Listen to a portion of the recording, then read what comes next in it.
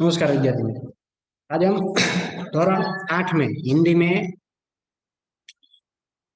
छठा चैप्टर जो हम देख रहे हैं, तूफान की और कविता, वो आज हम देखेंगे। अगले लेक्चर में हमने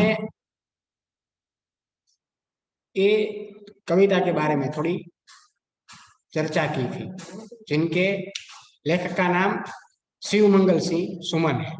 जो ये कविता तूफानों की शेर जो यहाँ जिनकी रचना उन्होंने की है, उनके लेखक का नाम है शिवमंगल सिंह सुमन।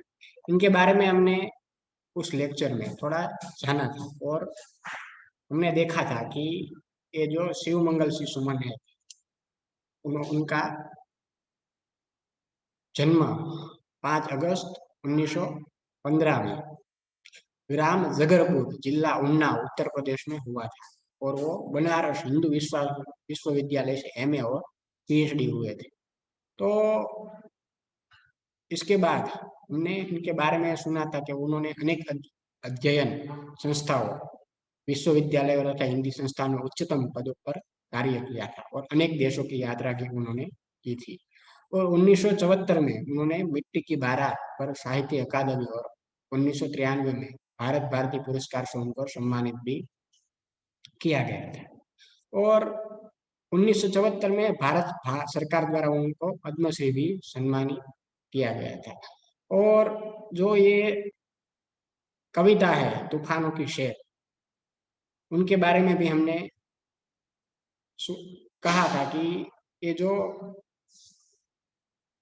लेखक है शिवमंगल सिंह सुमन, उन्होंने हिल्लोल, जीवन के गान, युग का मोल, प्रलय, सृजन, विश्व बदलता ही गया, विंध्य हिमालय और मिट्टी की बारात, वाणी की व्यथा, कटे अंगूठी की बदनवारे, उद्यम और विकास और प्रकृति पुरुष कालिदास, ऐसी उनकी कविता उन्होंने रचना की है। और ये जो प्रस्तुत कविता है, उसमें शिवमंगल सुमन ने सदा संघर्षमय जीव रहकर अपने लक्ष्य की ओर बढ़ने की प्रेरणा हमें दी है। जिस तरह आग में रहकर सोना निखरता है, उसी तरह बाधाएं हमें जीने की नई राह दिखाती है और तथा आगे बढ़ने के लिए हमारे इरादे को मजबूत बनाते। इस कविता में धैर्य, गतिशील साहस और संघर्ष का जैसे मूल्य उजागर किए गए हैं। तो ये हमने ये गए उस लेक्चर में हमने इनके बारे में थोड़ा इतना जाना था। अब हम वहां से कविता की ओर आगे बढ़ते हैं। पहले कविता का पठन करेंगे और उनके अर्थ भी साथ में हम देखते जाएंगे कि या हमारे सामने एक चित्र भी बताया गया है। जो एक लड़का है वो नाव में आगे, पानी में, समुद्र में आगे बढ़ रहा है और एक लड़का और एक लड़की कुछ पढ़ रही है और एक लड़का कुछ बोल रहा है, हाथ हाथ में वो माइक लेके। और ऐसा हमने यहाँ चित्र हमारे सामने यहाँ बताया गया। तो हम यहाँ आगे बढ़ते हैं इस कविता की ओर कि इस कविता में क्या बताया है। तूफानों की ओर घुमा दो नाविक जिन पतवार, कि आज सिंधु ने विष उगला है, लहरों का यौवन मचला है, आज हृदय में और सिंधु में साथ उठा है ज्वार, कि तूफानों की ओर घुमा दो, कि नाविक जिन निज पतवार, नाविक यानी नाव चलाने वाला अल्लाह, जिनको हम माँ जी कहते हैं। तो आज सिंधु ने विष उगला है, लहरों का यौवन मचला है। कि निज का अर्थ है अपनी और पतवार का अर्थ है नाव चलाने वाली लकड़ी, चप्पू जिनको हम कहते हैं। आज सिंधु ने विष उगला है, सिंधु यानी समुद्र। जो यहाँ हमारे सामने चित्र बताया गया है, वो एक नाविक लड़का नाव में बैठकर वो पतवार लेके, जो नाव चलाने वाली लकड़ी लेके वो समुद्र में जा रहा है नाव के साथ। तो आज सिंधु ने विष उगला है, लहरों का यौवन मचला है, आज हृदय में और सिंधु में साथ उठा है ज्वार। ज्वार का अर्थ है समुद्र में पानी का बढ़ना यानी तूफान। कि पहली पंक्ति में बताया गया है कि हे नाविक, यहाँ नाविक को बताया गया है कि तुम तूफानों का सामना करते हो, करने के लिए अपनी पतवार तूफानों में की दिशा में मोड़ दो। पतवार का अर्थ हमने देखा नाव चलाने की लकड़ी। तो यहाँ कह रहे हैं कवि शिव मंगल शिशुमन की, हे नाविक तुम तूफानों का सामना करने के लिए अपनी पतवार तूफानों की दिशा में मोड़ दो। और आज समुद्र ने जहर उगल दिया है। आज समुद्र ने जहर उगला है, कठिन परिस्थितियां पैदा की है।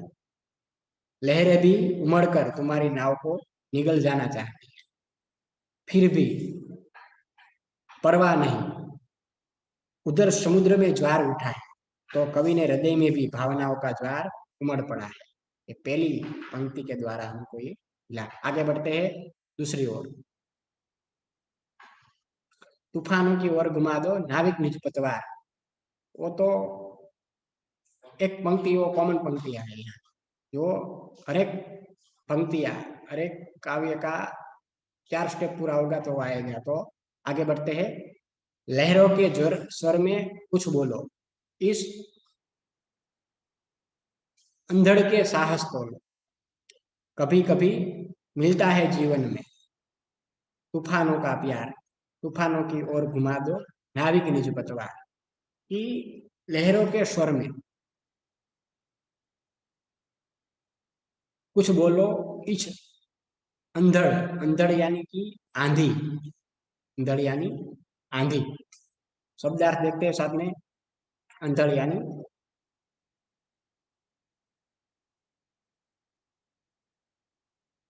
आंधी। अंधड़ में साहस तो लो, कभी कभी मिलता है जीवन में तूफानों का प्यार, तूफानों की ओर घुमा दो नाविक निज पतवार। कि जैसे लहरों का स्वर,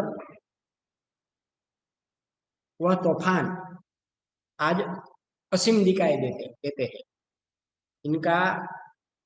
कि आज जैसे लहरों का स्वर ऊंचा हो रहा है, लहरों के स्वर में कुछ बोलो, इस अंधड़ में साहस तो लो, कभी कभी मिलता है जीवन में तूफानों का प्यार। कि जैसे लहरों का स्वर ऊंचा हो रहा है और उनका जोर बढ़ रहा है, वैसे ही तुम भी तैयार होकर आंधियों के सामने उठ जाओ और स्वयं आजमा कर देखो तुम्हें कितनी हिम्मत है, तुम्हें कितनी हिम्मत है। जीवन में तूफानों का प्यार कभी कभी मिलता है। भाग्यशाली लोग ही जीवन में कठिनाइयों का सामना करते हैं। दूसरी पंक्ति के द्वारा बताया गया, तूफानों की ओर घुमा दो नाविक निज पतवार। ये नाविक तुम अपना तूफानों का सामना करने के लिए अपनी पतवार तूफानों की दिशा में मोड़ दो। आगे देखते हैं तीसरी पंक्ति।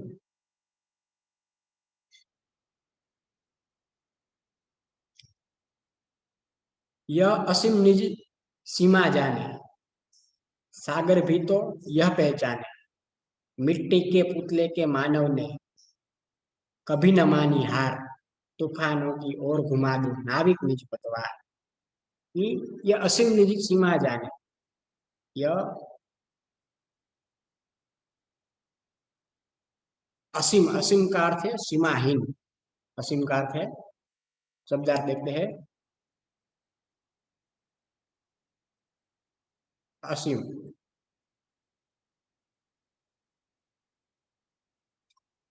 यानी कि सीमाहीन।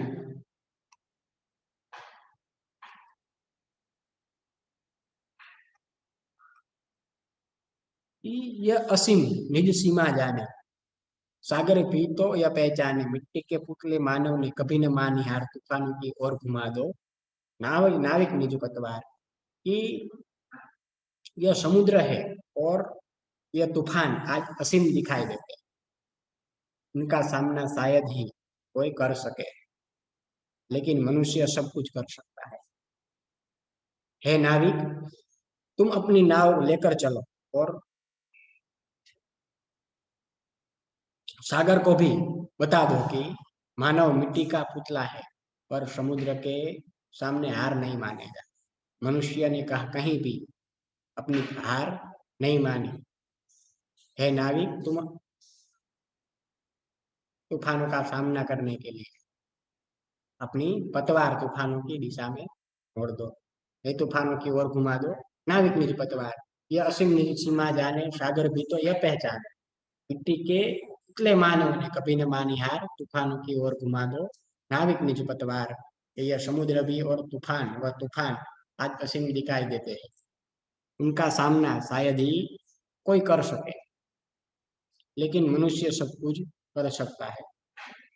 हे नाविक, तुम अपनी नाव को लेकर चलो और सागर को भी बता दो कि मानव मिट्टी का पुतला है, पर समुद्र के सामने हार नहीं मानेगा। मनुष्य ने कहीं भी अपनी हार नहीं मानी। आगे बढ़ते हैं चौथी ओर, पंक्ति ओर। सागर की अपनी क्षमता है, पर माझी की कब थकता है। जब तक सांसें में स्पंदन है, उसका हाथ नहीं रुकता है। उसके ही बल पर कर डाले सातों सागर पार, तूफानों की ओर घुमा दो नाविक निज पतवार। सागर की भी अपनी क्षमता है। क्षमता यानी शक्ति, सामर्थ्य। क्षमता देखते शब्दार्थ, क्षमता, शक्ति अथवा सामर्थ्य की। सागर भी अपनी सागर की अपनी क्षमता है, पर माझी भी कब कब थकता है। माझी का अर्थ है यहाँ नाविक। ने आगे भी देखा था, नाविक का अर्थ नाव चलाने वाला मल्लाह है या माझी। माझी का अर्थ है यहाँ नाविक। कि पर नाविक भी कब थकता है, जब तक सांसों में स्पंदन है। स्पंदन यानी चेतना, स्पंदन यानी देखते हैं शब्दार्थ, स्पंदन यानी चेतना।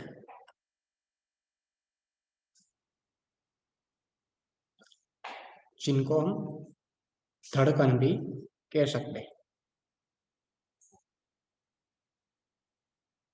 उसका हाथ नहीं रुकता, उसके ही बल पर। बल पर यानी सहारे।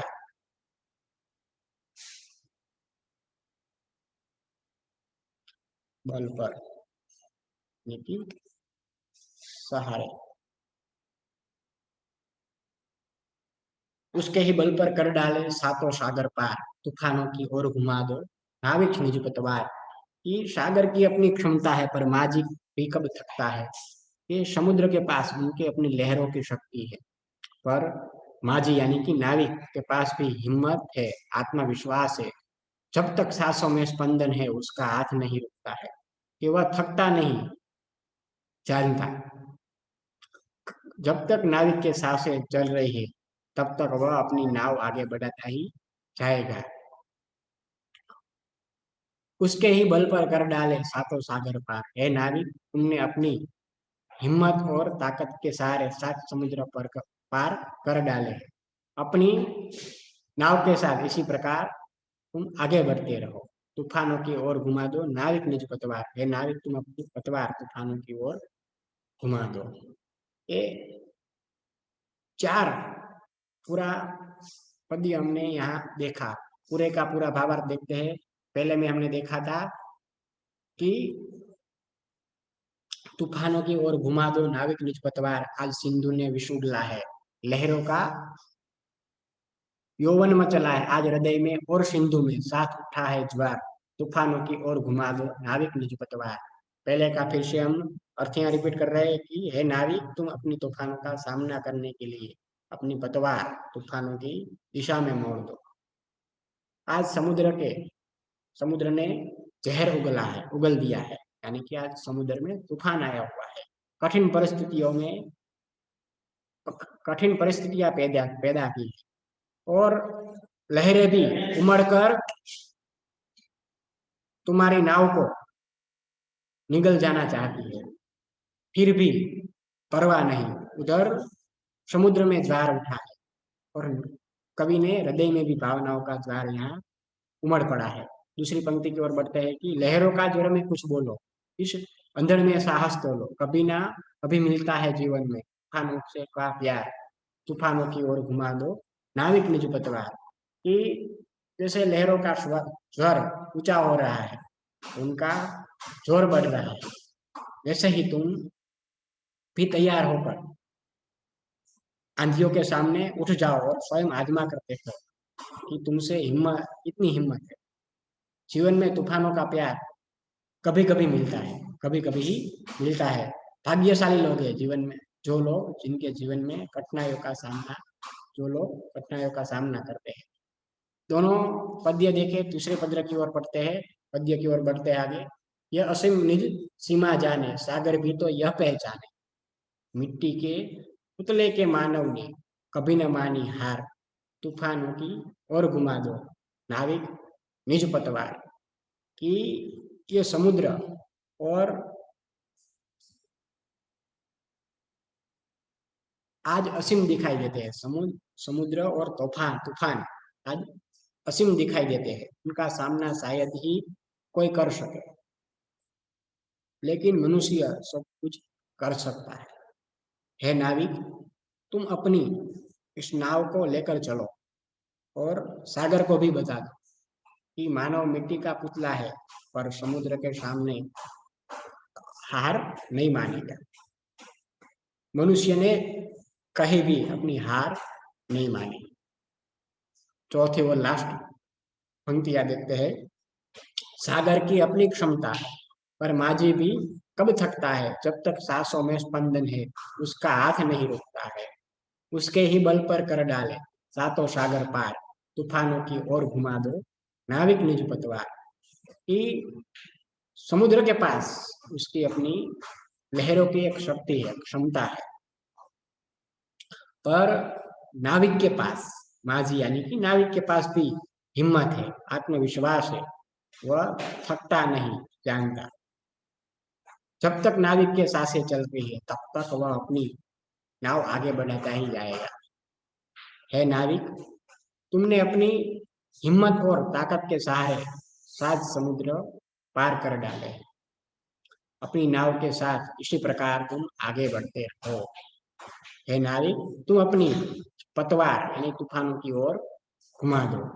ये हमने पूरा यहाँ 4 पंक्तियों में ये कविता तूफानों की ओर शिव मंगल सिंह सुमन द्वारा रचित जो ये कविताएं थी वो हमने यहाँ देखी।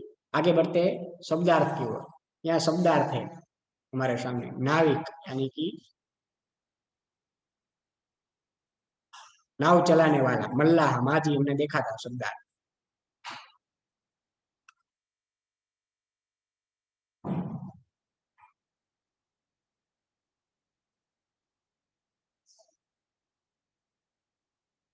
बाद में हमने देखा दूसरा निज यानी कि अपना, पतवार यानी कि नाव चलाने वाली लकड़ी का चप्पू, ज्वार यानी तूफान, समुद्र में पानी का बढ़ना जिनको हम ज्वार कहते हैं, अंधड़ यानी कि आंधी, और असीम यानी कि सीमाहीन, जिसकी कोई सीमा न हो उसको हम असीम कहते हैं। और क्षमता यानी कि शक्ति अथवा योग्यता, स्पंदन, चेतना अथवा धड़कन, और बल पर यानी कि सहारे। ये पूरा का पूरा शब्दार्थ है जो हमने तूफानों की ओर, जो हम पद्य, ये गद्य जो हम पढ़ रहे हैं उसमें हमने देखा था। तो हमने यहाँ ये जो छठी कविता है तूफानों की ओर जो शिव मंगल श्री सुमन द्वारा रचित है, उसमें हमें क्या बोध मिलता है कि हमारा जीवन वो संघर्षमय है और इस जीवन में कठिनाइयां तो आती ही रहती है। हमें उनसे घबराना नहीं चाहिए कि हमें पूरे आत्मविश्वास और साहस से उनका सामना करना चाहिए। इस संसार सागर में अपने जीवन की नाव को पार लगाने का यही एक उपाय है कि ये जो हम प्रस्तुत कविताएं हमने पढ़ी यहाँ, उसमें यही हमने हमने उनको शिव मंगल सी सुमन ने, लेखक ने हमें यही सीख दी है कि आप आगे बढ़ते रहो, अपनी नाव को, अपने जीवन रूपी नाव को आगे बढ़ाते रहो, क्योंकि ये संसार रूपी सागर को हमें जब पार लगाना है तो साहस का और उनका सामना तो हमें करना ही पड़ेगा। बिना साहस और सामने के बिना हम कहीं भी जा नहीं सकते हैं। आत्मविश्वास वो भी एक है, जो आत्मविश्वास, उनका आत्मविश्वास न डगे, न डगा हुआ हो, वो कहीं भी कोई भी जीवन का युद्ध हो या के जीवन हो वो जीत जाता है। कि आत्मविश्वास और साहस और उनका सामना इसलिए हमें करना चाहिए। ये तूफानों की ओर कविता के द्वारा कवि शिव मंगल सी सुमन ने हमें ये बताया गया है। तो इसके साथ हमने ये छठा चैप्टर हिंदी में तूफानों की ओर वो हमने यहाँ पूर्ण किया है। अब आपके होमवर्क की बात आती है। इसमें आप लोगों को सबसे पहले शिव मंगल से सुमन का संक्षिप्त परिचय लिखना है। उनका जन्म कहाँ हुआ था, उन्होंने कौन कौन सी डिग्रियां प्राप्त की, कौन कौन सी रचना की है, कैसी कैसी पुस्तकें लिखी है, उनके नाम लिखना है और ये उनका संक्षिप्त परिचय होता है। तो आप लोगों को पहले उनका संक्षिप्त परिचय लिखना है। बाद में आप लोगों को ये पूरा जो काव्य कविता है तूफानों की ओर वो एक बार पढ़ लेना है और उनका भावार्थ जो यहाँ से हमने देखा वो भी आप लोगों को एक बार समझ लेना है। इससे आप लोगों को ये पूरा काव्य पढ़ने में आसानी हो, इसलिए पूरा उनका भावार्थ भी आप लोगों को देख लेना है। और बाद में आप लोगों को ये शब्दार्थ जो नाविक, नीज, पतवार, ज्वार, अधंड, अंधड़, असीम, क्षमता, स्पंदन, बल पर, ऐसे जो हमने शब्दार्थ देखे यहाँ भी बताया गया है। आपने स्क्रीन आपको स्क्रीन पर बताया गया है, वो आप लोगों को अपनी फेयरबुक में लिखना है। आपके पास जो धोरण 8 की हिंदी की जो पाठ्य पुस्तक है उसमें से भी आप ये शब्दार्थ लिख सकते हैं, ऐसा कुछ नहीं है। और बाद में आप लोगों को अभ्यास और स्वाध्याय के प्रश्न आप लोगों को लिखना है। जो अभ्यास के प्रश्न है और जो स्वाध्याय के प्रश्न है वो दोनों आप लोग, इसमें से एक भी आप लोगों को छोड़ना नहीं है। सभी के सभी प्रश्न आप लोगों को अपनी फेयरबुक में अभ्यास और स्वाध्याय के प्रश्न आप लोगों को लिखना है। और इसके बाद आप लोगों को जो 5वां चैप्टर जिनको होमवर्क हो जाए वो मोबाइल के द्वारा उनका पिक्चर खींचकर या फोटो लेकर,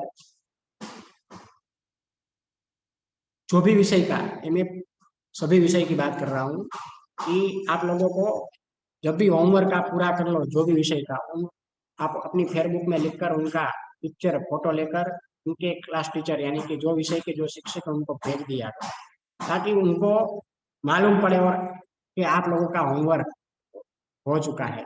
जो भी चैप्टर चलाया है तो यहाँ तक हमने छह चैप्टर हिंदी में देखे, तो सब विद्यार्थियों को ये 6 चैप्टर का होमवर्क का पिक्चर यानी कि फोटो खींचकर मुझे भेज देना है। और ताकि मुझे ये मालूम पड़ सके कि आप लोगों ने होमवर्क पूरा कर लिया है।